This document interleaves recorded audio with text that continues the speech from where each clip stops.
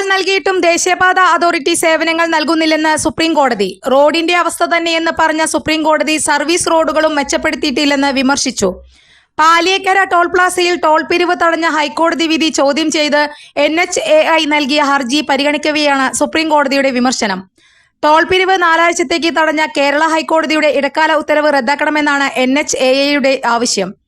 ഹൈക്കോടതി വിധിയിൽ പിഴവുണ്ടെന്ന് ദേശീയപാത അതോറിറ്റി വാദിച്ചു.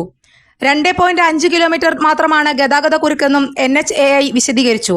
എന്നാൽ പണി പൂർത്തിയാകും മുമ്പ് ടോൾ പിരിച്ചല്ലോ എന്ന് ചോദിച്ച ചീഫ് ജസ്റ്റിസ് സഹജഡ്ജ് വിനോദ് ചന്ദ്രന് കാര്യങ്ങൾ നേരിട്ടറിയാമെന്നും പറഞ്ഞു.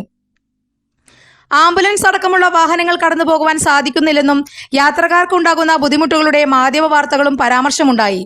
കഴിഞ്ഞ ബുധനാഴ്ചയാണ് ഹൈക്കോടതി ടോൾ പിരിവ് തടഞ്ഞ് ഇടക്കാല ഉത്തരവിട്ടത്. ഇടപ്പള്ളി മണ്ണുത്തി ദേശീയപാതയിലെ ഗതാഗത കുരുക്കിന് പരിഹാരം കാണാത്തത് ചൂണ്ടിക്കാട്ടിയായിരുന്നു ഉത്തരവ്. കോടതി ഉത്തരവിന് പിന്നാലെ പാലിയേക്കര ടോൾ പ്ലാസയിൽ സൗജന്യ ആംബുലൻസും റോഡ് അറ്റകുറ്റപ്പണിയും നിർത്തി കമ്പനി. ടോൾ പിരിക്കാത്ത പശ്ചാത്തലത്തിലാണ് സേവനങ്ങൾ നിർത്തിയത് എന്നാണ് ടോൾ കമ്പനിയുടെ നിലപാട്.